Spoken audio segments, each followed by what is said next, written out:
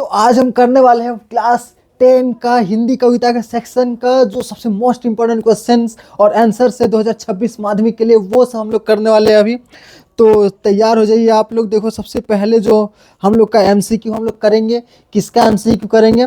तो हम लोग एमसीक्यू करेंगे ये रैदास के पद का एमसीक्यू करेंगे सबसे पहले। अगर आपको ये पीडीएफ चाहिए तो आप लोग को इस वीडियो के डिस्क्रिप्शन में टेलीग्राम का लिंक मिलेगा।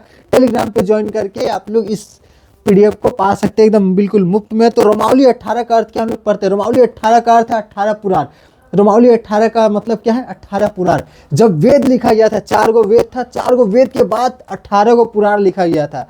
कि वेदों को, जो छोटा वेद बहुत मोटा मोटा था, उसको पढ़ने में बहुत ज़्यादा टाइम लगता है। वेद को लिखने में भी लगे थे बहुत ज़्यादा साल। ठीक है, तो इसलिए बाद में 18 ठो पुराण लिखा गया था, उसी को बोलते हैं क्या? रोमावली 18। रोमावली 18 का मतलब क्या है? 18 पुराण। दूसरा क्वेश्चन, मोर किसको देख करके नाचता है? तो मोर बादल को देख करके नाचता है। रैदास जी के अनुसार ईश्वर का निवास कहाँ है? घट घट में। रैदास जी के अनुसार ईश्वर का निवास कहाँ है? घट घट में, मतलब कि प्रत्येक हृदय में इनका निवास है। संत रैदास किस धारा के कवि है? संत रैदास किस धारा के कवि है? निर्गुण ज्ञान मार्गी। निर्गुण ज्ञान मार्गी का मतलब समझते हैं कि हम लोग जब कृष्ण जी का पूजा करते हैं तो मान लेते हैं कि कृष्ण जी हमारे तरह होंगे, बहुत ही दयालु होंगे। एक हाथ में सुदर्शन चक्र, एक हाथ में शंख होगा और उनके 4 गो हाथ होंगे, माने इंसान के तरह ही है। अगर हम लोग भगवान को ये मान करके पूजा करते हैं कि वो इंसान के तरह ही देखने में है, तो उनको बोलते हैं सगुण। निर्गुण नहीं, उसको क्या बोलते हैं? सगुण। निर्गुण किसको बोलते हैं? कि देखो, पूरी दुनिया में तो इतने तरह के जीव है, गाय है, घोड़ा है, बकरी है, मछली है, पेड़ पौधे हैं, इंसान है। इसमें से सबसे समझदार इंसान बन गया गलती से, तो भगवान भी जरूरी नहीं कि इंसान की तरह होंगे। भगवान माने कुछ अलग ही आकार के होंगे, उनका आकार ही नहीं है। भगवान हर जगह होंगे, भगवान हर कण कण में है। इस तरह इस विचार को मानने वाले लोगों को क्या बोलते हैं? निर्गुण। ठीक है, भगवान अच्छे में भी है, भगवान बुरे में भी है, भगवान हर जगह है, हर कर कर में है। तो निर्गुण समझ में आया? निर्गुण भक्ति मार्गी किसको कहेंगे? अगर तुम मानती हो कि भगवान हर जगह है, कर कर में है, तो उसको हम लोग बोलते हैं निर्गुण। ठीक है, और ज्ञान मार्गी का मतलब कि भक्ति नहीं करते हैं, हरे राम हरे कृष्णा नहीं। हम लोग ज्ञान मार्गी में हम लोग सोचते हैं कि हम कहाँ से आए, क्यों नहीं पूछते हैं। क्यों का जवाब ही नहीं है। ठीक है, तो क्यों आए हम लोग इस दुनिया में? एकदम दुनिया एक बहुत अननोन जगह है, किसी को नहीं पता कहाँ है। अचानक से हम लोग आके टपक गए हैं। एकदम इसको सोचने में लगता है कि मूवी का सीन चल रहा है कोई, कि अचानक से हम लोग एक ग्रह पे आ गए हैं, टपक गए हैं। कहाँ से आए हैं कुछ अता पता नहीं है। कौन बनाया हम लोग को, क्यों बनाया, कैसे बनाया, वैज्ञानिक खोजने का कोशिश कर रहा है।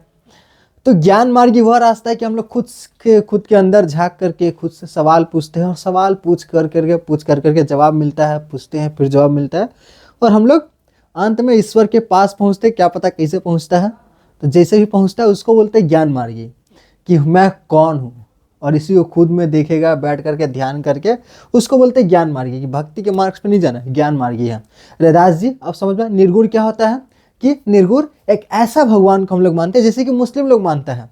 ठीक है, लेकिन मुस्लिम लोग भी क्या मानते हैं? कि मुस्लिम लोग मानते हैं कि अल्लाह का कोई आकार नहीं है, इंसान की तरह नहीं है। ठीक है, किसी जीव की तरह नहीं है, वो निराकार है। ठीक, लेकिन उसको भी सगुण कहा जाता है, क्योंकि वो लोग मानते हैं कि अल्लाह सिर्फ अच्छे हैं, सिर्फ अच्छे हैं। लेकिन निर्गुण मतलब क्या होता है? अच्छे और बुरे दोनों। ठीक है, निर्गुण मतलब अच्छे भी है, बुरे भी है, और उनका कोई आकार नहीं है, हर कर कर में है। ठीक है, और ज्ञान मार्गी माने भक्ति मार्ग पे नहीं जाना है, खुद से सवाल करना है, और सवाल करते करते हम लोग अंत में ऐसे जवाब पर पहुंचते हैं जहाँ पर हम लोग को सब कुछ पता चल जाता है। जीवन मरण क्या है, भगवान क्या है, क्यों है, कैसे है, तो उसको बोलते हैं ज्ञान मार्ग वाला रास्ता। ठीक है, तो संत रैदास किस धारा के कवि है? निर्गुण ज्ञान मार्गी। कैसे भगवान को मानते हैं? निराकार भगवान को मानते हैं, और ज्ञान मार्गी अपनाते हैं। ठीक है, किस मार्ग को अपनाते हैं? भगवान को जानने के लिए ज्ञान मार्ग को अपनाते हैं। तो अभी तो ये शॉर्ट वाला क्लास चल रहा है, तो शॉर्ट वाला क्लास में ये सब के ऊपर और डिटेल में नहीं जाया जा सकता। उसके बाद आगे क्वेश्चन पे आते हैं, किसके संपर्क से सोना शुद्ध हो जाता है? तो सुहागा के संपर्क। सुहागा एक तरह का मिश्रण होता है, तो सोना को जिसमें धोया जाता है, तो सुहागा, जब सोना को सुहागा से धोया जाता है तो सोना क्या होता है? चमकने लगता है। ठीक है, कवि ने चांद का संबंध किसके साथ बताया है? तो कवि ने चांद का संबंध चकोर के साथ बताया। चकोर एक पक्षी है जो कि हमेशा चांद को देखते रहता है, चांद की तरफ देखते रहता है और चांद की तरफ जाने की कोशिश करता है। ठीक है, पर क्या वो जा पाएगा? नहीं, तो चांद बहुत दूर है। उसके बाद आते हैं लघुत्तरीय प्रश्न पर, किसके बिना संशय की गांठ नहीं छूट सकती? हम लोग संशय करते रहते हैं खुद पे कि भगवान है कि नहीं है, भगवान मेरे साथ ही बुरा क्यों करते हैं, क्यों हमारे साथ ही बुरा होता है, वही सब बात है, हम लोग संशय करते हैं भगवान पर। तो राम या ईश्वर के नाम के बिना संशय की गांठ नहीं छूटती है। ठीक है, ईश्वर के नाम के बिना संशय की गांठ नहीं छूटती है। देखो ये भी राम जी को मानते हैं, लेकिन राम जी, हम लोग जो राम जी को मान रहे हैं, राम जी एक हाथ में धनुष एक हाथ में बाण लेकर के जाके मार रहे हैं, रावण को मान रहे हैं, उस राम को नहीं मान रहे हैं, ये अलग राम को मान रहे हैं। अलग राम कौन? जो कि इस पूरी दुनिया को बनाए हैं। ठीक है, पीके फिल्म का जो एक डायलॉग है कि उस भगवान पर विश्वास करो जो हम सब का बनाया है, उस भगवान पर नहीं जिनको हम लोगों ने बनाया है। तो ये उस राम पर विश्वास करते जो इस पूरी दुनिया के रचयिता है, तो इसीलिए इनको क्या कहा जाता है? निर्गुण मार्ग। तो किसके बिना संशय की गांठ नहीं छूट सकती? राम के बिना, राम के नाम के बिना, राम के नाम के बिना संशय की गांठ नहीं छूट सकती। ठीक है, रैदास जी ने भक्ति मार्ग की सबसे बड़ी बाधा किसे माना है? तो मन की चंचलता को भक्ति मार्ग की सबसे बड़ी बाधा माना है। ये भक्ति मार्ग पर काहे नहीं गए? क्योंकि मन चंचल है। ठीक है, इनका मन इतना चंचल है कि विश्वास ही नहीं करता। विश्वास कैसे नहीं करता? अगर तुम मान लो कि राम भगवान थे, तो राम भगवान का एक ही कहानी है कि उन्होंने एक शूद्र जाति को, एक शूद्र जाति जो कि उसको पढ़ने में बहुत मन लगता था, शूद्र छोटे जात का आदमी था, उसको पढ़ने में बहुत अच्छा लगता था, तो क्या किया? छुप छुप करके पढ़ाई कर लिया और पढ़ाई करके विद्वान बन गया। लेकिन उस टाइम पढ़ना तो सिर्फ ब्राह्मण का काम था। तो राम जी गए और जाके उसका गला काट दिया कि तुम काहे पढ़ा, तुम छोटे जात का आदमी, तुम काहे पढ़ा? तो इनके मन में ये सवाल आता है कि राम जी ऐसा क्यों करेंगे? तो राम जी भगवान है, हम ऐसे इंसान की भक्ति कैसे कर सकते हैं? इनका मन क्या है? चंचल है। हालांकि बहुत सारे लोग कहते हैं कि वो जो ये जो घटना है वो बाद में किसी ने जोड़ दिया था, असली रामायण में ऐसा घटना नहीं लिखा है, बाद में किसी ने जोड़ दिया, ऐसा राम जी का चरित्र नहीं था। तो वो कई सारे लोग आते हैं बाद में कुछ भी लिख के चल जाते हैं और हम लोग को लगता है कि उस रचना से लिखा गया था। तो इसलिए इनका मन चंचल है कि कैसे हम इनकी भक्ति करें, क्या करें, कैसे करें, भगवान है भी कि नहीं है, ये है वो है। इनका मन चंचल है, सवाल करते रहता है। ठीक है, नहीं मानता। 5 विकार कौन कौन से? एकदम मोस्ट इंपॉर्टेंट भी यही हर साल के लिए एकदम मोस्ट इंपॉर्टेंट रहता है। 5 विकार कौन कौन से? काम, क्रोध, मोह, मद और माया। इंसानी शरीर के 5 विकार, 5 परेशानी कौन कौन से? सबसे बड़ा परेशानी काम। काम मतलब क्या होता है? किसी वस्तु से प्रेम। जैसे हम, फोन मेरा है, फोन टूटने से क्या हो गया? अच्छा ये तो मोह हो जाएगा। फिर फोन टूटने से हम लोग को पूरा दिन अजीब सा लगने लगता है। फोन मेरा है, कोई भी चीज़ मेरा, वो हो गया मोह, किसी भी चीज़ से मोह। ठीक है, क्रोध तो हम लोग को पता ही है, क्रोध गुस्सा आता है, गुस्से हम लोग कुछ भी कहा जाते हैं, सामने वाला बुरा मान जाता है। उसके बाद हम लोग भी बाद में जब मन शांत होता है तो हम लोग गिल्ट करते हैं कि काहे ऐसा बोल दिए, गुस्से में नहीं बोलना चाहिए था। मद, मद मतलब नशा। ठीक है, नशा बर्बाद करता ही है, किसी भी चीज़ का नशा हो। फ़ोन चलाना एक नशा है, कोई एक काम करना नशा है, या फिर नशा करना एक नशा।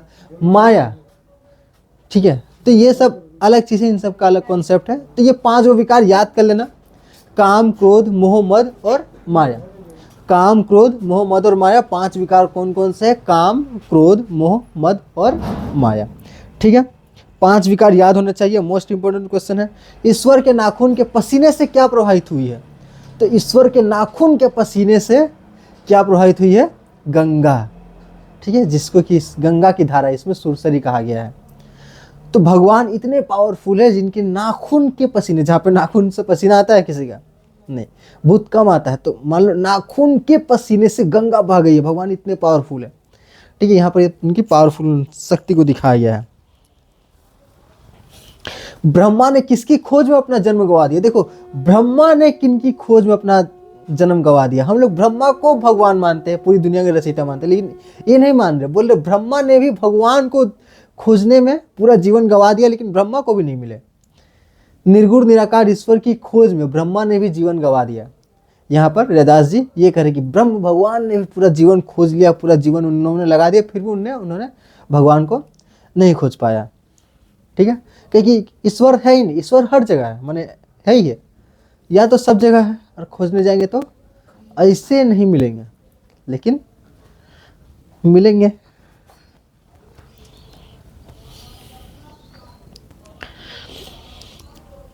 अब 3 अंक के प्रश्नों पर आते हैं। अजामिल गज गणिका तारी, काटी कुंजर की पासी रे। तो देखो अजामिल गज गणिका, अजामिल एक आदमी था, एक दानव था, एक राक्षस था, उसको ईश्वर ने माफ कर दिया। ठीक, अजामिल एक गज हाथी, एक पागल हाथी था, उस पागल हाथी को भी मगरमच्छ से बचाया था ईश्वर ने। तो वो एक कहानी है, इन तीनों का अलग अलग कहानी है। अजामिल का अलग कहानी है, हाथी का अलग कहानी है, गणिका एक औरत थी उसकी भी अलग कहानी है। इन तीनों माने ये लोग बहुत बुरे इंसान थे। मान लो ये एक बहुत बुरा हाथी था, वो बहुत बुरी स्त्री थी, और बहुत बुरा वो इंसान था। लेकिन इतने बुरे इंसान को भी भगवान ने क्या किया, माफ किया। इन लोग जब भगवान के शरण में आए तो भगवान ने इनको अपने शरण में लिया, अपना भक्त बनाया। ठीक है, हाथी बहुत ही बुरा था, फिर भी उन्होंने जब मगरमच्छ से मरने वाला था तब भगवान को बोला, भगवान बचा ले कभी काम नहीं है। तो भगवान ने आके, विष्णु जी के अवतार ने आके हाथी को मगरमच्छ से बचाया था। ठीक है, जो कि हाथी बहुत ज़्यादा बुरा था। तो यहाँ पर ये कहना ये चाहते हैं कि संकट में पड़े गज के बंधनों को काटा, आप ऐसे पापियों और पशुओं का उद्धार कर सकते हैं, तो मुझ जैसे भक्त का उद्धार क्यों नहीं करेंगे भगवान। क्योंकि लोग इनको राह चलते बोलते थे, ये तो चप्पल सीते थे ना, हम लोग पढ़े कि मोची थे, आदमी लोग आते जाते बोलते थे, अरे मोची तुम क्या भक्ति करता है, भक्ति करना खाली ब्राह्मण लोग का काम है, भक्ति करना किसका काम है, ब्राह्मण लोग, चल तू छोड़ा जात का, तुमको भक्ति नहीं करना, तुम जूता सी मेरा, ऐसे बोलता था। तो ये तर्क क्या दे रहे हैं, जब भगवान, ये जो स्त्री का नाम दिया गया है गणिका, वो वैश्या थी, नास्ती थी, ठीक है, नचनिया टाइप की, ऑर्केस्ट्रा वाली आज के स्टाइल में, ठीक है, अगर आज कहा जाए तो उस तरह की स्त्री थी, उसको भी भगवान ने अपने शरण में लिया। ठीक है, उसका भी उद्धार किया। ये भी एक पापी आदमी था अजामिल, जो भी जंगल में आता था उसका उंगली काट देता था, मैंने उंगली माल डाकू जैसा समझ लो, कि माला पहनने का शौक था। नहीं, अजामिल का कहानी अलग है। अजामिल का कहानी है, उसको भगवान ने, वो अपने घर के बच्चों के लिए क्या करता था, लूट करता था, किसी को मारता वारता था। घर में उसकी बीवी थी, माता थी, बच्चे थे। अब भगवान जी आए एक दिन, मैंने एक साधु के वेश में, राम जी को बोला, राम जी इधर मत जाइए, उधर को बहुत खतरनाक आदमी रहता है, उस जंगल से जाइएगा ना, वो जिसको भी दिखता है मार देता है, कोई भी वहाँ से जाके वापस नहीं आया। तो राम जी बोले कि हम वहीं पे जाएंगे।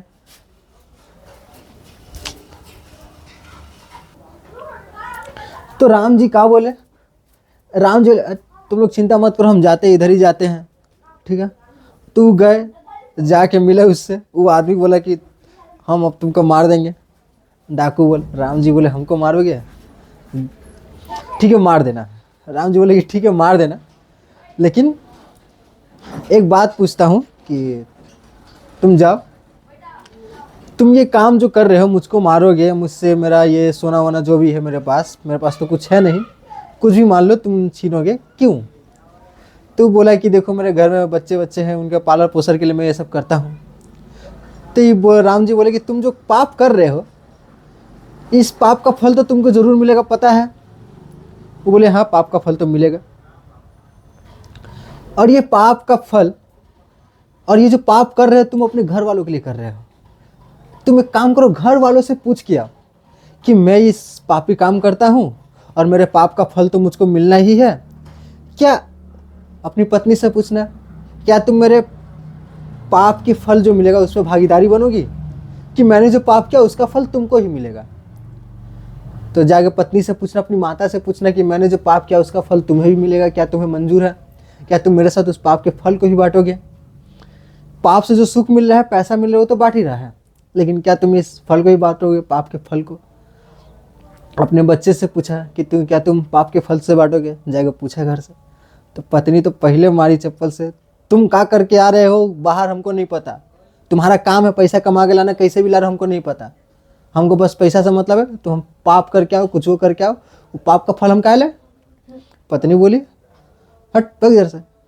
बच्चा ही बोला देखिए पापा, ये आपका कर्तव्य है कि आप मेरे लालन पालन करें, अब आप कहाँ से कैसे करके ला रहे हैं, हम आपके पाप के फल का भागीदारी नहीं बनेंगे। माता भी यही बात बोली। अब इसका जाके दिमाग खुला कि इन लोगों के लिए इतना मेहनत कर रहे, जाके राम जी का पाँव पकड़ा कि राम जी कहाँ थे आप इतने दिनों से, मुझको अपना भक्त बना लीजिए। उसका बाद एकदम भक्त बन जाता है। राम जी बोलते हैं जाओ भक्त, मेरे पीछे कहाँ घूरे, हम तो जंगल में जा रहे हैं। मतलब मैं अपने साथ लेके चलिए, बोलते नहीं नहीं तुम जाओ। उसके बाद उस इधर जाता है, बड़ा महान आदमी बनता है उसके बाद। तो ये अजामिल का कहानी थी। जब ऐसे ऐसे आदमी जो डाकू था, मर्डर करता था, उस आदमी को माफ़ कर दिए, तो ये चप्पल सीने वाला जो कि चुपचाप तो अपना काम ही कर रहा है, चप्पल सी रहे हैं, ठीक, तो मुझको अपनी शरण में क्यों नहीं लेंगे भगवान? ब्राह्मण देखने जाएंगे? जब उस मर्डर करने वाले को वो अपने शरण में ले लिए, ऑर्केस्ट्रा वाली को अपने शरण में ले लिए, और जब वो जाना चाहिए भगवान के पास तब, ठीक, अगर नहीं जाना चाहती तो कहाँ से जाए, ठीक। और ये हाथी को माफ़ कर दिए, तो हमको काहे नहीं करेंगे, हम तो बस अच्छे से मोची है। तो यही सब बात बोले, ठीक है। तो समझ में आया इसका भाव क्या है? अजामिल गज गणिका, ये लाइन काहे बोले कि अजामिल गज गणिका तारी काटी कुंजर की पासीर है। जब इन लोग को माफ़ कर दिए, तो मुझ जैसे हमको छोटा जाति के इसलिए हमको नहीं लेंगे और नहीं अपनाएंगे भगवान? क्यों नहीं अपनाएंगे? अपनाएंगे, जरूर अपनाएंगे। लेकिन वहाँ का ब्राह्मण लोग क्या बना के रख दिया था उस समय कि छोटा जाति का आदमी लोग पूजा नहीं करेगा, ठीक है, इसलिए ये लाइन लिखते हैं। उसके बाद ये क्वेश्चन देखो, ये भी क्वेश्चन बहुत ही अच्छा है। प्रभु जी तुम चंदन हम पानी, जाकी अंग अंग बात समानी, इसका भावार्थ लिखो। तो इसका उत्तर तो सिंपल है। सबसे पहला ही लाइन है, भक्त रैदास स्वयं को पानी और ईश्वर को चंदन मानते हैं।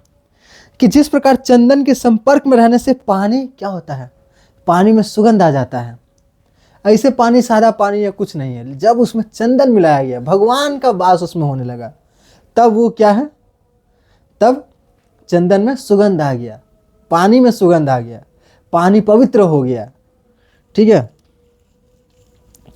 लोहा हरण होई घू कैसे जो पारस नहीं परसे, पंक्ति का आशय। तो रैदास जी का मानना है कि सच्चा ज्ञान अनुभव से प्राप्त होता है। जिस प्रकार पारस पत्थर के स्पर्श के बिना लोहा सोने में नहीं बदलता है, उसी प्रकार बिना ईश्वर के अनुभव और भक्ति के मनुष्य ज्ञानी नहीं बन सकता। तो यहां पर लोहा हरण होई घू कैसे, लोहा सोना कैसे बनेगा, लोहा अच्छा कैसे बनेगा, लोहा में बढ़िया जो पारस नहीं परसे, लोहा सोना कैसे बनेगा? जब तक लोहा को पारस से नहीं छुआएंगे। पारस एक पत्थर था, कहानियों में लिखा है कि पारस एक ऐसा पत्थर था जिसको पारस पत्थर से लोहा में टच करें तो लोहा क्या बन जाएगा, सोना बन जाएगा। यह पत्थर भी सोना बन जाएगा, कुछ भी सोना बन जाएगा, ठीक है। तो लोहा सोना कब बनेगा? जब उसमें पारस से टच करेंगे तब। जब पारस ही नहीं रहेगा तो सोना कहाँ बनेगा, ठीक।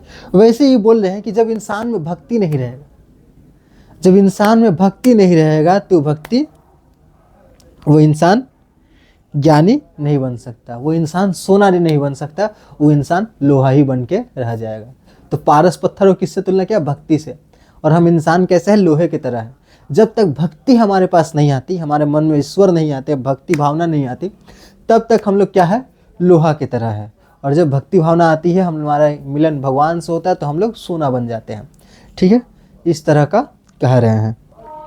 उसके बाद 5 नंबर के प्रश्न को देखते हैं। यह भी बहुत इंपॉर्टेंट आता है, अभी तक 2 बार आ चुका है एग्जाम में। रैदास के पद के आधार पर संत रैदास की भक्ति भावना का परिचय दे। संत रैदास की भक्ति भावना कैसी है, ठीक है।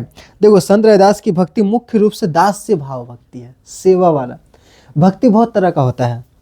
कुछ स्त्रियां कृष्ण जी को अपना पति मान लेती है, फिर पति मान के उनकी भक्ति भावना करती है। और भी पति मान लिए बाल गोपाल को, रोज उनको सुलाना, खाना खिलाना, उनके लिए बाजार से एकदम बढ़िया से चॉकलेट खरीद के लाती है, रख देती है पास में, खाओ। तो ऐसा करती है, ठीक है। कुछ लोग हैं जो भाई मान लेती है, ठीक, कुछ लोग भाई मान के सेवा करती है। तो वो अभी ये अपने आप को क्या माने हैं भगवान के सामने, खुद को दास मान लिए हैं कि हम आपके दास हैं। ठीक है, कोई लोग दोस्त मान लेता है, ठीक है, भगवान को, चल मेरा पार्टनर। उनके पदों में अटूट श्रद्धा और समर्पण के निम्नलिखित रूप दिखाई देते हैं। अब देखो अद्वैत संबंध, वे ईश्वर को चंदन, बादल, दीपक और मोती मानते हैं, जबकि स्वयं को पानी, मोर, बाती और धागा कहकर संबोधित करते हैं। यह दर्शाता है कि वे ईश्वर के बिना स्वयं को अधूरा समझते हैं। जब ये दो चीजें रहेंगी तभी पूरे होंगे, हम और ईश्वर। अगर हम हैं, ईश्वर नहीं है, तो हम अधूरे हैं। ठीक है, इसलिए खुद को ईश्वर को चंदन बता रहे हैं, बादल बता रहे हैं, दीपक बता रहे हैं, मोती बता रहे हैं। ये सब एग्जाम्पल देना है इधर। भक्ति भावना कैसा है, भगवान के साथ अद्वैत संबंध है। ठीक है, कि उनके साथ नहीं रहेंगे तो अधूरे हैं हम। निर्गुण भक्ति, रैदास मूर्ति पूजा या कर्म कांड के विरोधी थे। ये मूर्ति पूजा में विश्वास नहीं करते थे, ये कर्म कांड में विश्वास नहीं करते। सुबह 3 बजे उठ के नहा धोआ के पूजा करना होगा ठंडा में, तब भगवान खुश होंगे। नहीं, नाम लेते रहो भगवान का, राम का नाम लेते रहो, भगवान खुश है। ठीक है, मन भी खुश है, भगवान भी खुश है। ठीक, भगवान के खुश होने से सबसे ज़्यादा महत्वपूर्ण क्या है, मन खुश रहता है कि दिन भर भगवान का नाम लेते रहो। भगवान का नाम दिन भर नहीं, जब टाइम मिला तब ले लो, ऐसा ही कह रहे हैं।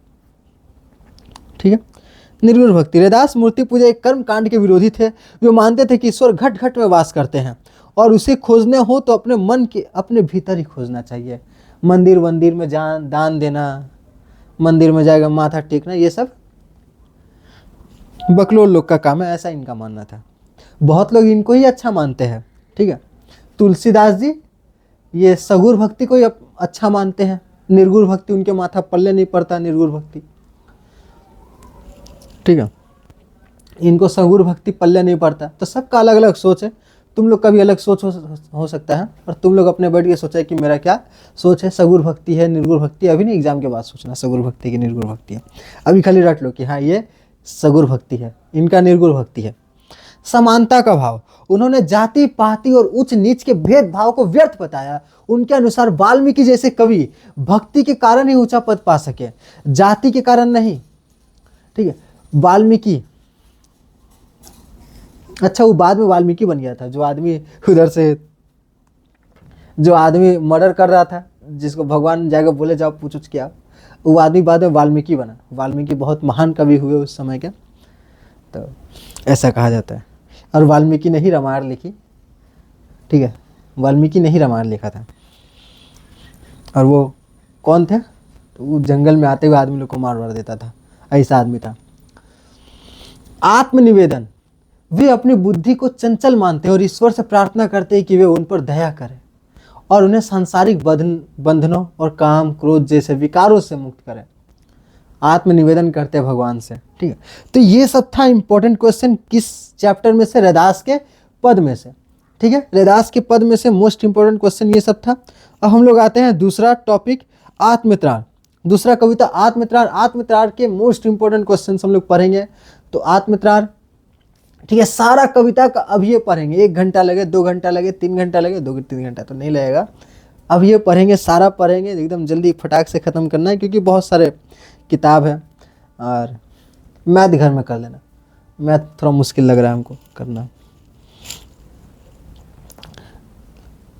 आत्मत्राण कविता में कवि किस प्रकार विजय पाने के लिए ईश्वर से प्रार्थना करता है। तो आत्मत्राण कविता में कवि किस पर विजय पाने के लिए प्रार्थना करता है ईश्वर से, दुख पर विजय पाने के लिए। करुणामय शब्द से किस और संकेत किया गया है। करुणामय शब्द से किस और संकेत, माने करुणामय किसको कहा गया है, तो करुणामय ईश्वर को कहा गया है। करुणामय किसको कहा गया है, ईश्वर को। आत्मत्राण कविता किस विद्या की रचना है, तो किस विद्या की रचना है, कविता है। ये पूछ लेता है कभी कभी, एकदम बहुत ही आसान पूछना होता है, ऐसा पूछ लेता है कि क्या है, कविता है कि कहानी है, एकांकी है, क्या है, उपन्यास है, नहीं कविता है। सुख के दिनों में कवि क्या करना चाहते हैं, तो सुख के दिनों में नत सिर होकर ईश्वर का स्मरण करना चाहता है। तो हम लोग क्या करते हैं, सुख के दिनों में तो भगवान को भूल जाते हैं, दुख के दिनों में भगवान का दिन चल रहा है थोड़ा ठीक कर दे, और सुख के दिनों में भगवान को यादें नहीं करते हैं। तो ये सुख के दिनों में भी क्या चाहते हैं कि भगवान को स्मरण करते रहें। उसके बाद आत्मत्राण मूल रूप से किस भाषा में लिखी गई है? तो मूल रूप से बांग्ला भाषा में लिखी गई थी।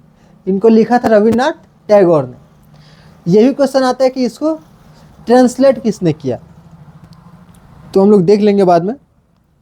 विपदा के समय कवि प्रभु से क्या चाहते हैं? तो विपदा से के समय कवि यह चाहते हैं कि विपदा में कभी भयभीत ना हो, विपदा में कभी डरे ना, भयभीत ना हो। जीवन पथ पर किसी सहायक के न मिलने पर कवि क्या प्रार्थना करता है? कवि प्रार्थना करता है कि उसका अपना बल पौरुष नहीं ले, कि जीवन पथ पर जब बहुत ज़्यादा मुश्किल में है और कोई साथ में ना हो, कोई साथ में ये कहने वाला ना हो कि कोई ना, सब ठीक हो जाएगा, मैं तुम्हारे साथ हूँ, ये भी ना रहे, ऐसा इंसान भी ना रहे मुसीबत के समय में। तो भी ये चाहते हैं कि हमारा बल पौरुष नहीं ले, एकदम थोड़ा सा भी डरे नहीं, हिचकिचाए नहीं मुश्किल के समय में, ठीक है, क्योंकि एंडिंग में सब ठीक हो जाता है, या फिर एंडिंग हो जाता है, इंसान खत्म हो जाता है, उसके बाद ठीक हो जाएगा सब, मरने के बाद क्या ही खराब होगा। तो इसलिए कहा जाता है लास्ट में सब ठीक हो जाता है। कवि रविन्द्रनाथ ईश्वर से सहायता क्यों नहीं लेना चाहते? क्योंकि वे स्वयं संघर्ष करके दुखों और कष्टों को सहन करने की शक्ति पाना चाहते हैं। ये ईश्वर से नहीं कह रहे कि अब भगवान मेरी मुसीबत को कम कर दो, ऐसा नहीं कहते हैं। ये बोलते हैं कि मुसीबत आने दीजिए, जितना आना है, बस मुझको शक्ति दीजिए कि मैं इन मुसीबतों से लड़ सकूं। ठीक है, ये कैसा कहते हैं? मैं इन मुसीबतों से लड़ सकूं, मुझको इतनी शक्ति दीजिए कि इन मुसीबतों को देखकर मुझको डर ना लगे, मैं इनकी तरफ दौड़ा चला जाऊं, मारूं इन मुसीबतों को, ऐसा चाहते हैं। ठीक है, कवि किस बात का क्षय अपने मन में नहीं मानने की प्रार्थना करते हैं? यदि इस संसार में उन्हें केवल हानि ही उठानी पड़े। कुछ लोग होते हैं जिनका किस्मत बहुत ही ज़्यादा खराब रहता है कि उनके साथ सिर्फ बुरा हो रहा है, और बुरा और बुरा और बुरा और बुरा, सोच रहे कि अब अच्छा होगा, अब अच्छा होगा, नहीं, और बुरा हो रहा है। तब ये चाहते हैं कि भगवान, कि अगर मुझे सिर्फ जीवन भर हानि ही उठानी पड़े, सिर्फ मुश्किलें ही मुश्किलें आए, सिर्फ धोखा मिले, सिर्फ खराबी ही खराबी आए, तो भी मैं आप पर संशय ना करूं और मैं हार ना मानूं। यही चीज़ चाहते हैं कि मैं आप पर एकदम संशय ना करूं। ठीक है, कुछ लोग क्या कहता है, भगवान मेरा ज़िंदगी इतना खराब है, भगवान ही सब भगवान कर रहा है, भगवान नहीं, भगवान नहीं है, एकदम नहीं है, बहुत बदमाश है भगवान, भगवान को दो चारों गाली देता है ऐसा लोग। तो ये क्या बोल रहे हैं कि जब मेरी ज़िंदगी में बहुत ज़्यादा बुरा आए, बुरा और बुरा और बुरा और बुरा, तब भी ये क्या करें? भगवान पर विश्वास रहे। ठीक, भगवान के पर बिल्कुल भी संशय नहीं होना चाहिए। अरे का खुल रहा है।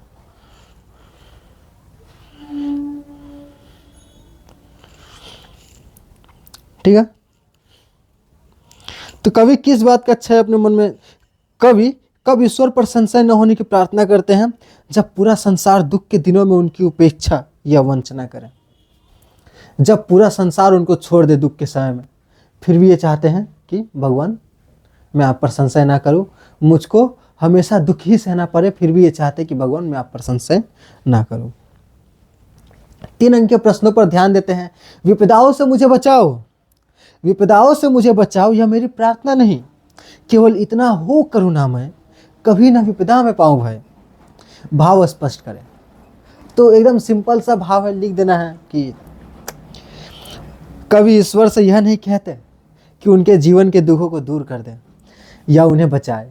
उनकी प्रार्थना केवल इतनी है कि उन मुसीबतों का सामना बिना डरे साहस के साथ कर सके। ठीक है, दुख ताप से व्यथित चित्त को न दो सांत्वना नहीं सही, पर इतना होवे करुणामय, दुख को मैं सदा कर सकूं जय। आशा स्पष्ट करो। तो कवि कहते हैं कि यदि उनके दुख मन को कोई ढाढ़स ना भी दे, ढाढ़स में झूठी सांत्वना की, सब कुछ ठीक हो जाएगा, मैं हूं ना, मैं हूं तुम्हारे साथ, एकदम चिंता मत करो, ढाढ़स इसी को कहते हैं।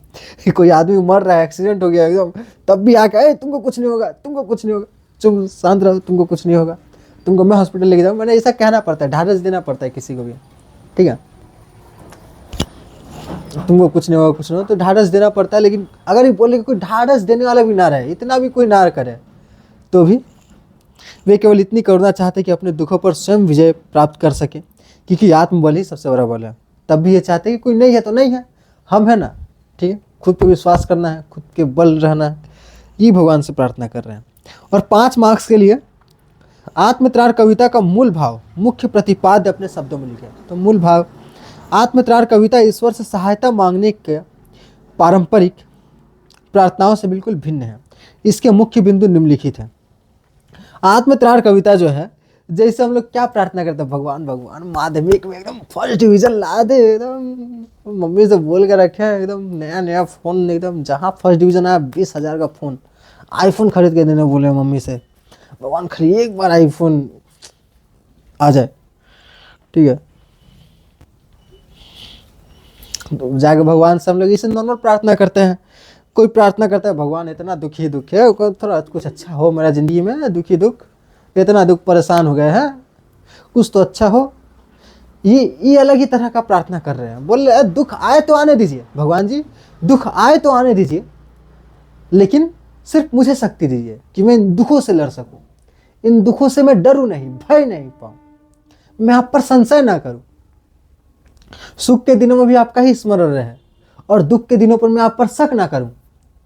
ये ऐसी कविता है, एकदम उल्टी। तो इसमें देखो आत्मनिर्भर, मैंने इसकी कविता में अच्छाई बात क्या है, मुख्य भाव क्या है, तो आत्मनिर्भरता का संदेश दिया गया है। उस टाइम तो अंग्रेज लोग था, अंग्रेज लोग से लड़ने के लिए आत्मबल चाहिए, तो इसलिए इस तरह की कविता भी लिखी जाती थी। कवि ईश्वर से दुखों से मुक्ति नहीं, बल्कि उन्हें सहन करने का साहस और स्वास्थ्य शक्ति मांगते थे। अजय आत्मबल, वे चाहते हैं कि विपत्ति के समय यदि कोई सहायक न मिले तो भी उनका अपना विश्वास और पौरुष अडिग रहे। ईश्वर पर अटूट विश्वास, कवि कामना करता है कि जब सारा संसार उन्हें धोखा दे और दुख की रात उन्हें घेर ले, तब भी ईश्वर के प्रति उनके मन में कोई संदेह उत्पन्न ना हो, ठीक है। आशावादी दृष्टिकोण, आशावादी दृष्टिकोण किसे बोलते हैं, तो मन में आस है कि हाँ अब अच्छा होगा, अच्छा ही होगा, अच्छा होगा, जो होता है अच्छे के लिए होता है। तो हम लोग अगर इस बात पर विश्वास करते हैं कि जो होता है अच्छे के लिए ही होता है और हमारे साथ अच्छा ही होगा, ये कोई बुरा चीज़ हो रहा है ये भी हमारे अच्छे के लिए होगा। कुछ लोग भगवान पे इतना विश्वास करते हैं कि बुरा हो रहा है, जैसे कि मैंने कुंडली दिखाई किसी को, आदमी को, बोला कि अच्छा तुम्हारी कुंडली में कुछ अच्छा होगा। अगला दिन क्या हुआ, तो अगला दिन एक साइकिल वाला उसको टक्कर मार दिया, बोले कल तुम्हारे साथ कुछ अच्छा होगा, बोल के गया था आदमी वाला, ये जो ज्योतिष है, ज्योतिष बोला कल तुम्हारे साथ कुछ अच्छा होगा। अगला दिन उसको साइकिल टक्कर मार दिया, अब उसको साइकिल टक्कर मार दे, अभी बोला कि कुछ अच्छा होगा, आज तो कुछ अच्छा हुआ नहीं, ऊपर से उस उल्टा साइकिल टक्कर मार दिया। गया जाके अपना पत्र ले गया, ये आपने तो वो कल 100 रुपये आपको दिए थे और आपने कहा था कि कल कुछ अच्छा होने वाला है, अब का मैंने साइकिल टक्कर मार दिया हमको। वो देख के बोला है हाँ ये अच्छा ही हुआ है तुम्हारे साथ, तुमको लोरी टक्कर मारने वाला था तुमको बस अभी साइकिल टक्कर मारना, तुमको लोरी टक्कर मारने वाला था, बस तुम मेरे पास आ गया, भगवान से पूजा पाठ करते इसीलिए साइकिल टक्कर मारा। तो कुछ लोग ऐसा विश्वास करते हैं कि कुछ इससे भी बुरा होने वाला था, लेकिन भगवान कितने दयालु है कि उतना बुरा नहीं होने दिए कि चल सके, ठीक है, कि इससे भी ज़्यादा बुरा हो सकता था। कोई 3rd डिवीज़न लाया है, भगवान से प्रार्थना कर थैंक्स भगवान 3rd डिवीज़न ला दिए, मुझसे बुरा हो सकता था, फेल हो सकते थे हम, लेकिन भगवान धन्यवाद कि आपने पास करवा दिया कम से कम, ठीक है। तो इस तरह के सोच को बोलते हैं आशावादी दृष्टिकोण, ठीक है। तो कुछ लोग बोलते हैं 99% एगो स्टूडेंट मिला हमको, बोल रहा है कि हम 3rd आए हैं क्लास में, मतलब बहुत बढ़िया शाबाश, बोल रहा इसी के लिए घर हमको मारा है कि 3rd कहाँ आया, ना 3rd नहीं 2nd आया था, घर बोला 2nd कहाँ आया, 1st कहाँ नहीं है, मार इसको, उसके घर इसीलिए मारे तुम 2nd कहाँ आया। तो पुराना स्टूडेंट था, तो तुम मारने का बहाना चाहिए कुछ लोग को और कुछ लोगों को। अच्छा, तो हम लोग नीर का निर्माण फिर कविता में से क्वेश्चन आंसर पढ़ेंगे, इंपॉर्टेंट क्वेश्चन आंसर है, ठीक है। तो अब तुम लोग का एनर्जी डाउन हो गया होगा, तो तुम लोग जाके वीडियो को पॉज करके जाके पानी वानी पी के आओ, ठीक है। अभी कितना मिनट हो गया है, तो ज़्यादा देर हम लोग का अटेंशन नहीं रहता है। ये 34 मिनट हो गया, आधा घंटा सुनना बहुत मुश्किल काम है। तो आराम से ब्रेक ले लो, उसके बाद वीडियो देखो, कोई बात नहीं। तो नीर का निर्माण हम लोग फिर से हम लोग करते हैं क्वेश्चन आंसर। नीर का निर्माण फिर किस प्रकार की कविता है? आशावादी, ये भी आशावादी कविता। आशावादी मैंने अभी हम लोग समझे कि कुछ अच्छा होगा। नीर का निर्माण फिर किसके दुख से निर्माण का सुख नहीं दबता? तो नाश के दुख से। देखो नाश होगा, पूरी दुनिया खत्म होगी, कुछ बर्बाद होगा तो उसके बाद ही कुछ होगा। जैसे कि तुमको मान लो ये जो घर है, इस घर पे पूरा बिल्डिंग खड़ा करना है बहुत ही अच्छा सा, तो उसके लिए तो इस घर को तो तोड़ना पड़ेगा, तभी इसके ऊपर बिल्डिंग आया। तो निर्माण होने से पहले किसी न किसी चीज़ को टूटना पड़ेगा, नाश होना पड़ेगा। जब पूरा खत्म होगा उसके बाद ही कुछ नया होगा। डायनासोर खत्म हुआ तभी ना हम लोग आए, डायनासोर आता तो इंसान नहीं आ पाता। तो किसके दुख से निर्माण का सुख नहीं बदलता? तो नाश के दुख से निर्माण का सुख नहीं बदलता। भयंकर झंझावट और तूफान में भी कौन अडिग रहा? आशा के विहंगम। विहंगम माने पक्षी, आशा का पक्षी, ठीक है। भयंकर तूफान आ रहा है फिर भी पक्षी तिनका लिए उड़े जा रही है। नीर शब्द का शाब्दिक अर्थ क्या है? तो नीर मतलब क्या होगा? घोषणा। इस कविता में नीर, ये वाला र है, ठीक है, ये वाला र, नीर। नीर शब्द का शाब्दिक अर्थ क्या है? घोषला। नीर का निर्माण फिर भी माने घोषला फिर बनेगा। नीर का निर्माण फिर कविता बच्चन जी की किस मूल रचना से ली गई है? तो एक सतरंगिनी, एक उनकी रचना है बहुत बड़ी, तो वहीं से ली गई है। माने सतरंगिनी में बहुत सारी कविताएं हैं, उसमें से इस कविता को उठाया गया है, सतरंगिनी।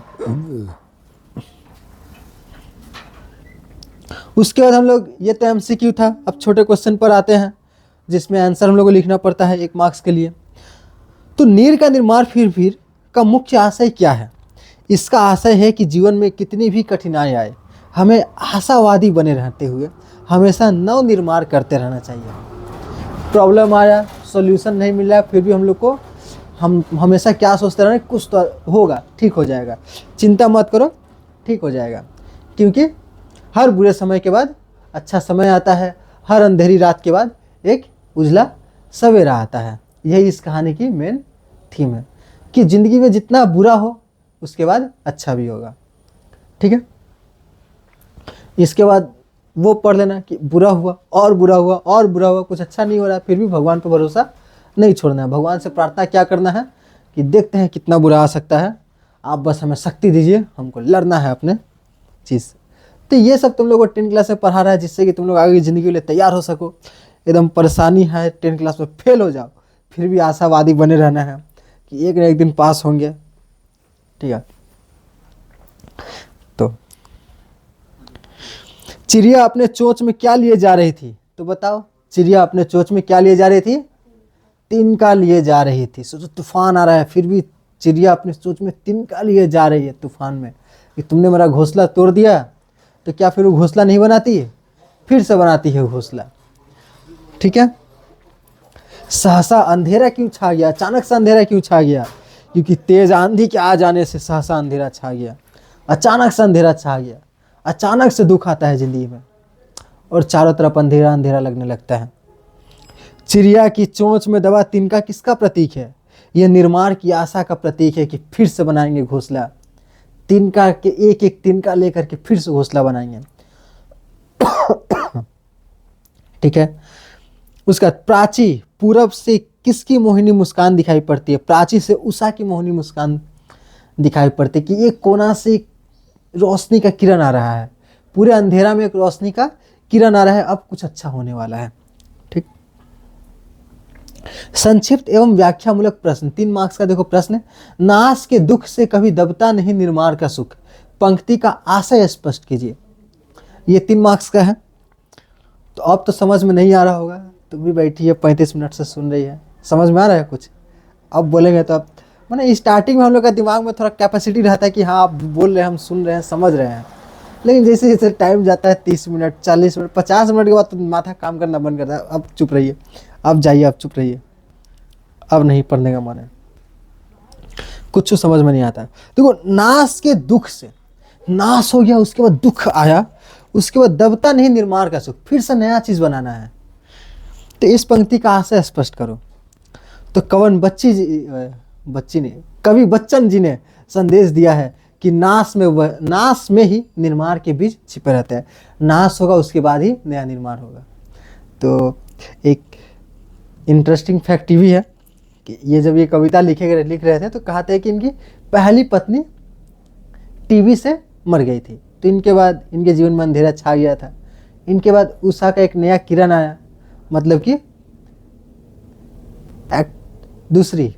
दूसरी वाली आई इनके जीवन में। तब इनके जीवन में क्या आया, नया सवेरा आया। ठीक है, इसलिए कह रहे हैं नाश में ही निर्माण के बीज छिपे होते हैं। पहली वाली जाएगी तभी तो दूसरी वाली आएगी, ऐसा ये कह रहे हैं यहाँ पर। ऐसा इनका कहना नहीं है, फिर भी कुछ लोग मान लेते हैं। तो नाश में ही निर्माण के बीज छिपे होते हैं। प्रकृति के विनाश लीला जैसे तूफान या प्रलय से निर्माण का कार्य कभी नहीं रुकता। विनाश के बाद जब सब और शांति छा जाती है तब फिर से नई सृष्टि का संगीत प्रारंभ होता है। तो देखो, विनाश हुआ, पूरा अंधेरा अंधेरा हुआ, जीवन पूरा दुख आ गया। उसके बाद एक अंधेरा के बाद तूफान के बाद विनाश के बाद तूफान जाएगा, शांति आएगी।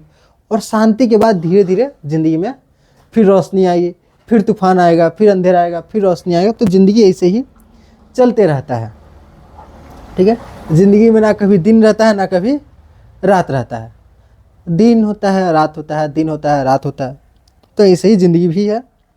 चिड़िया पौन 49 को नीचा दिखाती है, इसका व्याख्या करो।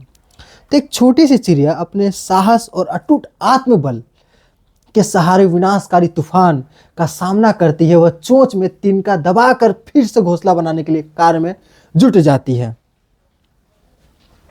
जो यह सिद्ध करता है कि निर्माण की शक्ति विनाश की शक्ति से कहीं बड़ी है। विनाश की शक्ति, तूफान इतना बड़ा है, फिर भी एक चिड़िया एक तिनका ले करके फिर से घोंसला बनाएगी। ठीक है, क्रुद्ध नभ के वज्रदंतों में उषा है मुस्कुराती। भाव स्पष्ट करें। यह पंक्ति विषम परिस्थितियों में आशा के महत्व को दर्शाती है। जिस प्रकार क्रोधित आकाश और बादलों के भयंकर गर्जन के बीच भी सुबह की किरण अपनी मुस्कान बिखरती है, उतना तेज गर्जन हो रहा है, बिजली कड़क रहा है, फिर भी रोशनी आ रही है, अपनी मुस्कान बिखेरती। उसी प्रकार घोर निराशा में भी मनुष्य को नई शुरुआत की प्रेरणा मिलती है कि कुछ तो नया करेंगे। ये तबाह हो गया तो क्या हुआ, नया गेट खुल जाता है। इसी वही कहावत है कि जब सारे रास्ते बंद हो जाते हैं तो भगवान एक नया रास्ता खोल लेता है, नया गेट खोल लेता है। और जब कोई नया गेट नहीं है तो दरवाजा तोड़ के चल जाओ, दया की तरह। उसके बाद 5 अंक का प्रश्न देखते हैं। नीर का निर्माण। फिर कविता का मूल भाव या संदेश अपने शब्दों में लिखिए। तो यह कविता जीवन में निरंतरता और संघर्ष का संदेश देती है। इसके मुख्य बिंदु इस प्रकार है। यहाँ पर कवि का नाम भी लिखना जरूरी हो जाता है कि ये कवि इस कविता में ये कहना चाह रहे हैं, इनका संघर्ष ये देती है, ये संदेश देना चाहती है, व्याख्या देना चाहती है, कुछ भी कहना चाहती है। कविता में यहाँ पे कवि का नाम लिखना, कविता का नाम लिखना जरूरी है। ठीक है, तो देखो यहाँ पे संदेश क्या दिया जा रहा है, पॉइंट में इसी करके पॉइंट में लिखना। ठीक है, ये लिख दिए, मैंने 1 नंबर 2 नंबर देकर भी लिख सकते हैं, तो पॉइंट में लिखा हुआ है। तो एग्जामिनर क्या होता है, ये सब नहीं पढ़ता, इतना लंबा लंबा नहीं पढ़ने जाता है। वहाँ पे क्या लिखा है ये पॉइंट पढ़ता है, विनाश अपरिहार्य है। हाँ ठीक है, सही है, ये पॉइंट पढ़ता है, इतना ही पढ़ता है वो। एग्जामिनर के पास इतना टाइम नहीं कि उतना पढ़ सके। बहुत अच्छा पेपर, बहुत साफ साफ अगर लिखा, अच्छे हैंड राइटिंग से लिखा है और बहुत अच्छा से उत्तर लिखा है, कि ऐसा उत्तर लिखा कि एग्जामिनर पढ़ेगा तो उसको कुछ सीखने को मिल जाए, वो लोग का ही पेपर लोग चेक करता है। अच्छा से पढ़ेगा हर एक लाइन कि वह कितना बढ़िया उत्तर लिखा है, हमको भी कुछ पढ़ के कुछ सीखने को मिल जाएगा। वो लोग का पेपर पूरा पढ़ता है, नहीं तो बाकी सबका का लिखा है। ठीक है, ये का चेक कर लिया, उसके बाद हाँ इतना बड़ा बित्ता से मापता है, हाँ 2 नंबर, इतने सा लिखा है 2 नंबर, 1 बित्ता लिखा है 3 नंबर, 2 बित्ता लिखा है 5 नंबर, ऐसे करके एग्जामिनर लोग मापता है। आशा का महत्व। प्रलय की निस्तब्धता के बीच भी आशा का पक्षी जीवित रहता है, जो हमें फिर से प्रयास करने की हिम्मत देता है। आशा का महत्व। तो इस कविता में आशा का महत्व है कि हम लोग को आस नहीं छोड़नी चाहिए, फिर से अच्छा होगा और जरूर होगा जानी। तो नवनिर्माण का संकल्प। कविता का मुख्य संदेश है कि विनाश से निराश हुए बिना हमें फिर से जीवन के निर्माण में लग जाना चाहिए। तो ये कविता का मुख्य संदेश ऐसा नहीं होना चाहिए। तो विनाश हुआ, निराश भी हुए, यहाँ निराश हुए बिना नहीं, विनाश हुआ, निराश हुए, सब कुछ ठीक हुआ, और उसके बाद कितना दिन तक हम लोग डिप्रेशन में बैठे रहेंगे, चली गई, या फिर ये हो गया, वो हो गया, इतना खराब हो गया, कितना दिन तक डिप्रेशन में बैठे रहेंगे। हुआ, ठीक है, चलो ज़िंदगी अच्छा जा रहा था, अचानक से अंधेरा आया, टपक गई टीवी से उनकी पत्नी, फिर उनके बाद निराशा रहा, ज़िंदगी में निराशा रहा। अब कब तक चुपचाप बैठे रहेंगे? फिर घर से बाहर निकले, काम वाज खोजे, काम काज खोजते खोजते उनको एक और मिल गई, तो उसके साथ हो लिए। या फिर कुछ काम कर रहे थे, काम नहीं चला, काम बिजनेस कर रहे थे, बिजनेस में लॉस हो गया, एकदम खतरनाक वाला लॉस हो गया, बहुत दिन तक निराशा में रहे। उसके बाद बिजनेस से लोन वोन चुकाने के बाद, बिजनेस में तो उधार लेके सब किया था, लोन वोन चुकाने के बाद ज़िंदगी ठीक राह पर आया। अब ये आदमी क्या होगा, बिजनेस करने से डर जाएगा, नहीं, फिर से स्टार्ट करना चाहिए, ठीक, फिर से नया कुछ करने की कोशिश करनी चाहिए। एक में डूबे, मुश्किल से निकले, फिर से नया हम लोग को निर्माण में लग जाना चाहिए। तो कुछ भी हो, जैसे फेल हो गए, अभी तुम लोग के लिए नया एग्जाम्पल क्या हुआ, 10 क्लास में फेल ही हो गए, ठीक, तो फेल हो गए, किसी भी एग्जाम में फेल हो गए, तो डिप्रेशन में बैठ जाए, नहीं पढ़ेंगे अब, एकदम खराब है, ये है वो है, एकदम उदास होकर बैठ जाए, नहीं, उदास हुए, कुछ टाइम लिए ठीक होने का, और उसके बाद फिर से लग गए कि नहीं, इस बार फिर से अच्छा नंबर लाना है, दिखाना है, साबित करना है, खुद को साबित करना। तो नवनिर्माण का संकल्प, कविता का मुख्य संदेश यही कि विनाश से निराश हो, फिर जब जीवन ठीक आए, पटरी पर आए, तो उसके बाद हम लोग को फिर से नए निर्माण में लग जाना चाहिए। हमेशा उसी के डिप्रेशन में बैठे रहना ठीक नहीं है। प्रेम की शक्ति, नीर का पुनर्निर्माण केवल और केवल नेह के तिनको से ही संभव है, इसलिए कवि बार बार प्रेम का आह्वान करते हैं, ठीक है। इसके बाद हम लोग मनुष्य और सर्प की कविता को पढ़ते हैं। मनुष्य और सर्प, ये किसके द्वारा लिखा गया है, तो रामधारी सिंह दिनकर जी के द्वारा लिखा गया है, मनुष्य और सर्प। इसका हम लोग क्वेश्चन आंसर करेंगे। तुम पूछोगे कि कितना हम लोग पढ़ेंगे अभी, तो अभी मनुष्य और सर्प है, नौरंगिया है, रामदास है, शायद यही होगा, तो ज़्यादा नहीं है, और 2-3 गो चैप्टर है। तो चलो, कर्ण किससे मिलकर अर्जुन से युद्ध करने की तैयारी में नहीं था, तैयार नहीं था, तो सांप से मिल करके, सांप का नाम क्या था, अश्वसेन से मिलकर। दूसरा क्वेश्चन वही है, कर्ण की सहायता का प्रस्ताव रखने वाले सर्प का नाम क्या था, तो सर्प का नाम क्या था, अश्वसेन। सर्प का नाम क्या था, अश्वसेन। राधे किसे कहा गया है, राधे कर्ण को कहा गया है। मनुष्य और सर्प कविता में कर्ण का कौन सा दृष्टिकोण व्यक्त हुआ है, मानवतावादी। तो मानवतावादी माने ये सांप से मिलकर के हम लोग मानव से लड़ाई करेंगे, वो भी मानव है, हम भी मानव है, और एक मानव सांप से लड़ करके, तो ये पशु की सहायता लेगा, तो ये भी तो पशु बन जाएगा। पशु की सहायता लेकर एक इंसान को मारेगा, तो ये भी तो पशु कहलाएगा। नहीं, हम मानव है, मानव से लड़ेंगे, अपनी मानवता को नहीं तोड़ेंगे। अगर इतने सालों तक हम अपने अंदर के मानव को जगाए रखें, तो अब अंत के समय, अभी युद्ध चल रहा है, क्या पता अभी मर ही जाए, तो इस समय आके बुरा कर्म क्यों करें, इतना बुरा कर्म क्यों करें कि हमको पशु कहलाना पड़े, ठीक।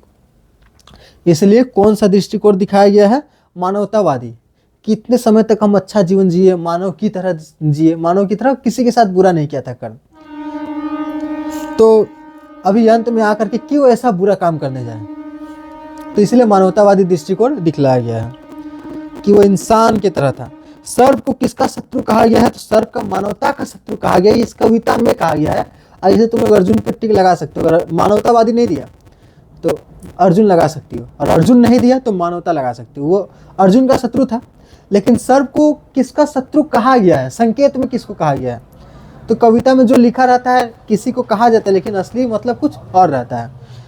जैसे कि कुछ लोग कहते हैं, हम ही कहते हैं कि ये दिनकर जी जो ये कविता लिखे हैं, वो अपने कुछ मित्रों को लिखे होंगे जो उनकी तरक्की से जलते थे, या फिर कोई ऐसे फुफ्फा मौसा के लिए लिखे होंगे जो उनसे जलते थे, जैसे कि सांप वाप, उनको कहा होगा अश्वसेन, ठीक, कि सांप तुम हो, ठीक है। कविता इधर लिखे, लेकिन कहा किसी और को रहे हैं, पढ़ो मेरा कविता, पढ़ के वो लोग को अब अच्छा लगेगा। सांप के बारे में लिखे, जिसको लिखे उसको ठीक समझ में आ जाएगा। दिनकर जी कि सांप के बारे में लिख रहा है, किसी को सांप कह रहे हैं। सर्प को किसका शत्रु माना गया है, सर्प को मानवता का शत्रु माना गया है। पार्थ किसका नाम है? अर्जुन का नाम है। ठीक है, ये सब था वीवीआई क्वेश्चन। अब 1 मार्क्स के क्वेश्चन पर आते हैं, ये भी एमसीक्यू में आ सकता है। कर्ण ने अश्वसेन की सहायता क्यों नहीं ली? कर्ण अश्वसेन की सहायता इसलिए नहीं लेना चाहता था ताकि उसका उज्जवल चरित्र कलंकित न हो। इतने दिनों से उसने इतना अच्छा चरित्र बनाया था, इतना अच्छा व्यक्तित्व बनाया था, और अब आकर के अंतिम समय में उसका चरित्र कलंकित हो जाता, खराब हो जाता चरित्र। पशु की सहायता लेता, मनुष्य उनको धिक्कारते, खराब कहते, उनको ये मंजूर नहीं था। अश्वसेन कर्ण की सहायता क्यों करना चाहता था?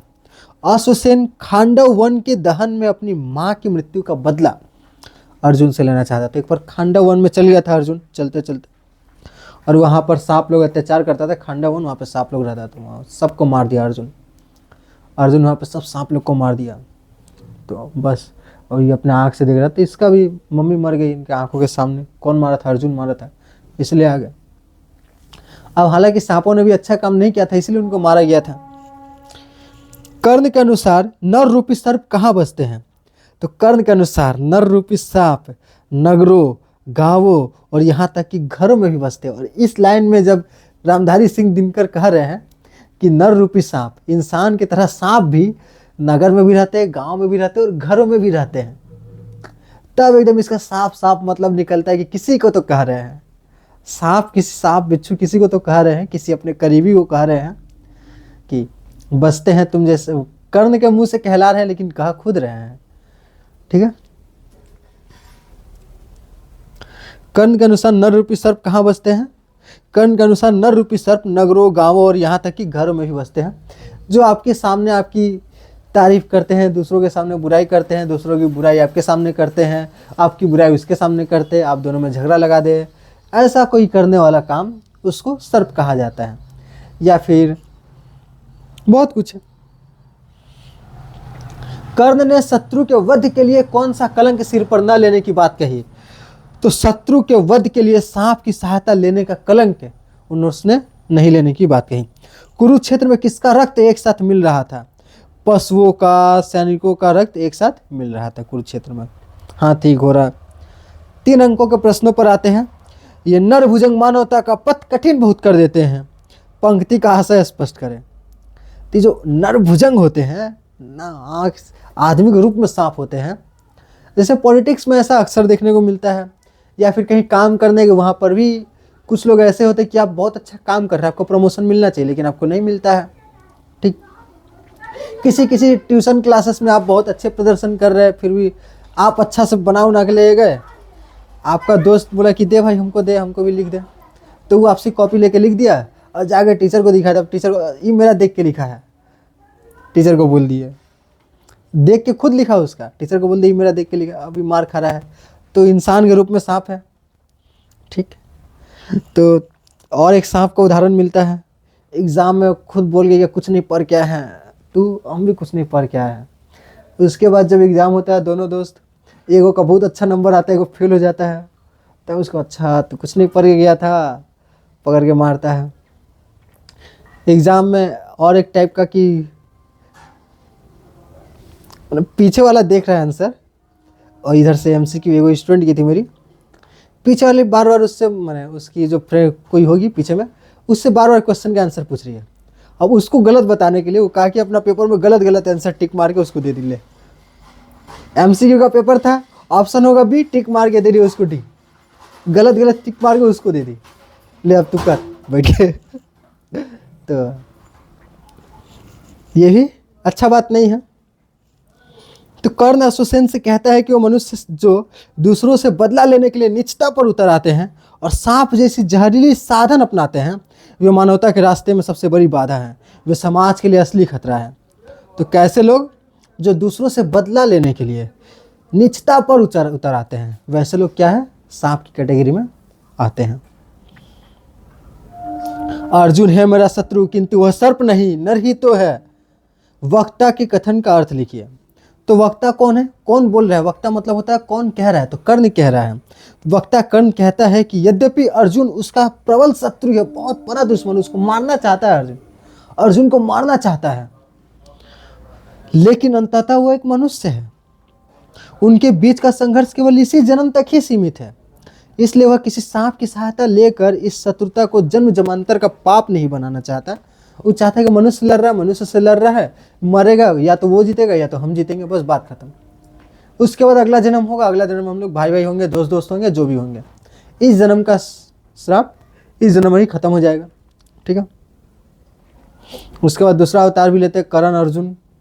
फिल्म बनता है करण अर्जुन, तो ये करण अर्जुन का अवतार है। बाद में एकदम भाई भाई बनते हैं ना, फिर जाके ठाकुर साहब को मारते हैं। ठाकुर तो गियो, देखिए ना करण अर्जुन। जा भाग मनुज का सहज शत्रु, मित्रता न मेरी पा सकता। कर्ण ने ऐसा क्यों कहा? तो कर्ण अश्वसेन को धिक्कारते हुए कहता है कि तुम मानव जाति के स्वाभाविक शत्रु हो। विजय पाने के लिए किसी सांप का सहारा लेना मानवता के विरुद्ध है। इसलिए वह अश्वसेन की मित्रता को अस्वीकार कर देता है कि अश्वसेन तू भाग जा। ठीक है। उसके बाद 5 मार्क्स के प्रश्न को देखते हैं। मनुष्य और सर्प कविता के आधार पर कर्ण और अश्वसेन के संवाद तथा कविता के मुख्य संदेश को स्पष्ट कीजिए। तो क्या क्या अश्वसेन का प्रस्ताव? अश्वसेन स्वयं को सर्पों का राजा बताता है और कर्ण से प्रार्थना करता है कि वह उसे अपने बाण पर चढ़ाकर अर्जुन के पास पहुंचा दे, ताकि वो अपने जीवन भर का संचय किया हुआ विष उसके शरीर में उगेल दे और उसको मार दे। कर्ण का मानवतावाद। कर्ण इस प्रस्ताव को यह कहकर ठुकरा देता है कि मनुष्य की विजय का साधन उसका अपना बाहुबल होना चाहिए, अपने ही प्रयासों से वो जीतना चाहिए, ये छल कपट की सहायता से नहीं। नैतिकता की विजय। कर्ण कहता है कि यदि वह सांप की मदद से जीत भी गया तो वह आने वाली पीढ़ियां उसे पापी कहेंगी, आने वाली पीढ़ियों से वो आंख नहीं मिला पाएगा। वह अर्जुन को मारना चाहता है, लेकिन एक नर की तरह, सर्प की तरह नहीं। ठीक है। मुख्य संदेश क्या है? कविता यह सिखाती है कि लक्ष्य से अधिक उसे पाने के साधन पवित्र होने चाहिए। विपरीत परिस्थितियों में भी मनुष्य को अपनी मानवता और नैतिकता का त्याग नहीं करना चाहिए। तो यह बहुत ही बड़ा संदेश है। कविता यह सिखाती है कि लक्ष्य से अधिक उसे पाने के साधन पवित्र होना चाहिए।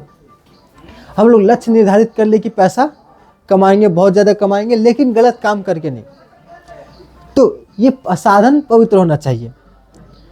उसके बाद देखो रघुवीर सहाय द्वारा रचित रामदास कविता। तो रघुवीर सहाय की रामदास कविता के भी हम लोग प्रश्न उत्तर पढ़ेंगे। रामदास के बाद नौरंगिया हो जाएगा, नौरंगिया के बाद खत्म हो जाएगा। ठीक है। तो देखो रामदास कविता के कवि कौन है? रघुवीर सहाय। कवि तो सबका याद ही रहना चाहिए। रामदास की हत्या के समय सड़क की क्या स्थिति थी? तो सड़क पर भीड़ थी। रामदास का वास्तविक हत्यारा कौन था? असामाजिक तत्व। रामदास का वास्तविक हत्यारा कौन था? असामाजिक तत्व। असामाजिक तत्व। रामदास किसका प्रतीक है? आम आदमी का प्रतीक है रामदास। हत्यारा कहां से निकला था? गली से निकला था। ठीक है। रामदास क्यों उदास था? क्योंकि उसे पहले से ही बता दिया गया था कि आज उसकी हत्या होगी। रामदास की हत्या किस प्रकार की गई? हत्यारे ने उसे दिन में ही बीच सड़क पर चाकू मारकर उसकी हत्या कर दी। रामदास ने अपनी सहायता के लिए किसी को साथ क्यों नहीं लिया? उसने सोचा कि कोई निहत्था व्यक्ति ऐसी परिस्थिति में उसके साथ उसकी क्या सुरक्षा कर पाएगा, उसकी भी जान खतरे में पड़ जाएगी, इसीलिए उसको अपने साथ नहीं लिया। रामदास की हत्या के बाद लोगों ने क्या किया? उन लोगों को बुलाने लगे जिन्हें पहले से संशय था कि उसकी हत्या होगी। रामदास कविता का मुख्य उद्देश्य क्या है? आज के गुंडा तंत्र से लोगों को सावधान करना और समाज की संगठित शक्ति को महत्व बताना। अगर सब लोग उस अकेले आदमी को रोकते तो रुक जाता। रामदास नहीं मरता, लेकिन कोई कुछ नहीं कहता है, इसलिए गुंडाराज आगे बढ़ रहा है। ठीक है। बंगाल में एकदम ममता के खिलाफ कुछ मत कहना, नहीं तो इलेक्शन के बाद गायब हो जाओगे। ठीक है। टीएमसी पार्टी के विरुद्ध कुछ नहीं। अगर सब लोग एक साथ कहे तो कुछ हो सकता है। ठीक है। बहुत खराब कंडीशन है। मैंने बिहार से भी गया गुजरा है बंगाल का हालत। एगो बुढ़िया से कान पकड़ के वोट करा रहा था। टीएमसी पार्टी को वोट नहीं दी, कान पकड़ वोट करो। भांगुर का है, कलकत्ता का अंदर है जगह। सभी जानते थे कि यह उस दिन उसकी हत्या होगी। सभी जानते थे कि यह उस दिन उसकी हत्या होगी। पंक्ति का आशय स्पष्ट करें। इस पंक्ति के माध्यम से कवि समाज की उदासीनता पर प्रहार करते हैं। रामदास को जान से मारने की धमकी खुलेआम दी गई थी। पूरा समाज और सड़क पर चलने वाली भीड़ जानती थी कि अपराध होने वाला है, फिर भी सब चुप रहे, किसी ने कोई आवाज़ नहीं उठाई, किसी ने उस हत्यारे को नहीं रोका। निकल गली से तब हत्यारा आया, उसने नाम पुकारा। प्रसंग स्पष्ट कीजिए।